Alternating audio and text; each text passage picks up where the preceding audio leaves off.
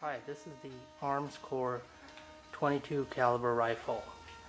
It's an okay rifle, not that great. It's a AK-47 imitation. That means just the outside covering is AK-47. The rest of it's just some generic build. Oh, the internal guts are very cheaply built, nothing too fancy. You're actually better off buying a Ruger 1022, which is a way better performing rifle. This one has some jamming problems I've noticed with Winchester, Blazer, Federal, all the 22 ammo I've used so far. And the only one that I've gotten to work is Remington 22s. The most people are familiar with the 500 round $20 box you can pick up from Walmart. That one's worked out pretty good so far. Minimal jams. I'm not going to say it gets all 10 out of 10. It'll get 9 out of 10 shots before it jams. So today I'm going to dismantle this gun and just kind of show you how it tears apart.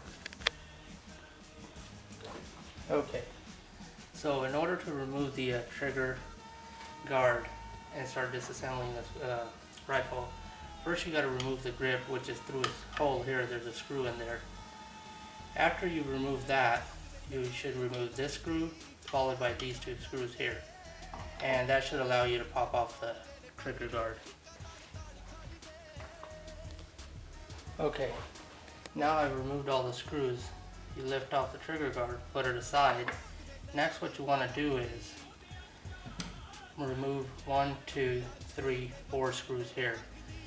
This is your safety lever. Make sure, now this gun was unloaded, obviously, and you want to basically make sure your bolt is forward and your safety could pretty much move anywhere about.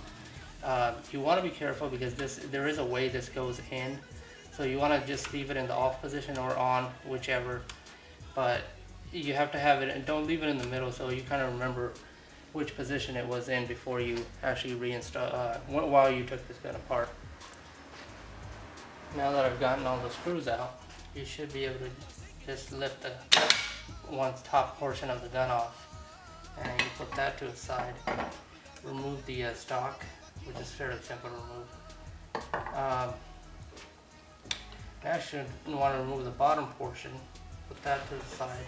Okay, now that we've gotten the casing off, so just like any other gun, you have your magazine release, a trigger, a lever to pull the bolt back.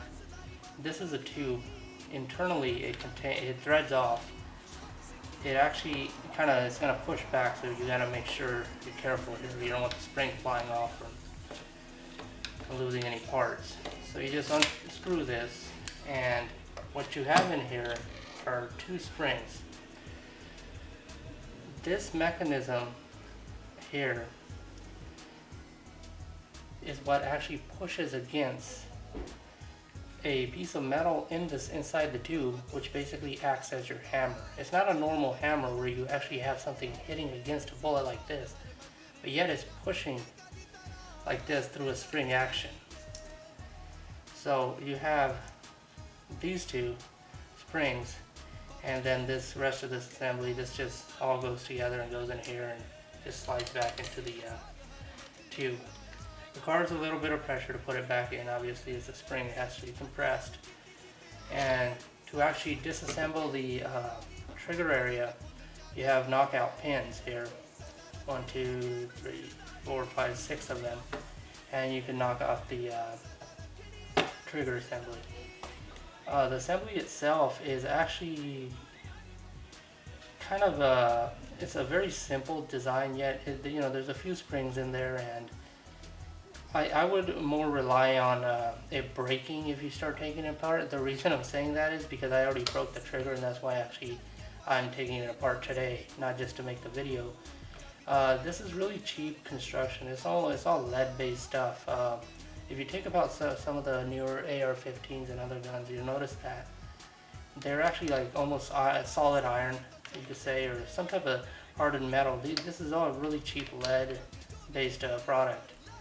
So you got to be really careful when you're disassembling and assembling this gun.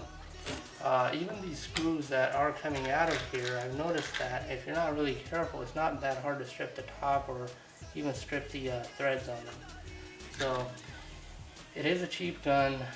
You're actually better off, honestly, buying a Ruger 1022, which, at least in my area in California, costs $150 less than this thing did, and it shoots a heck of a lot better than this. Accuracy is definitely a lot better. So overall, it's a good gun. It's a nice little thing. It's spontaneous buy. Back then, you couldn't buy any AK-47s at all in California, so I just saw this on a shelf, and it was more. I knew it was a 22. You know, you could really. It's not the same thing as a real AK, but either way. But you know, it was just nice just to look at. So it was an instantaneous, spontaneous purchase, which I think was a waste of money. I could have bought 2 Rugers for what I bought this thing for. But here's how you disassemble it, and it's fairly not too complicated, but if you compare it to most other guns where you could just pop out a couple of pins and just slide things open, it's not that bad. I hope you liked this video and it kind of showed you how to strip down this gun. Thank you.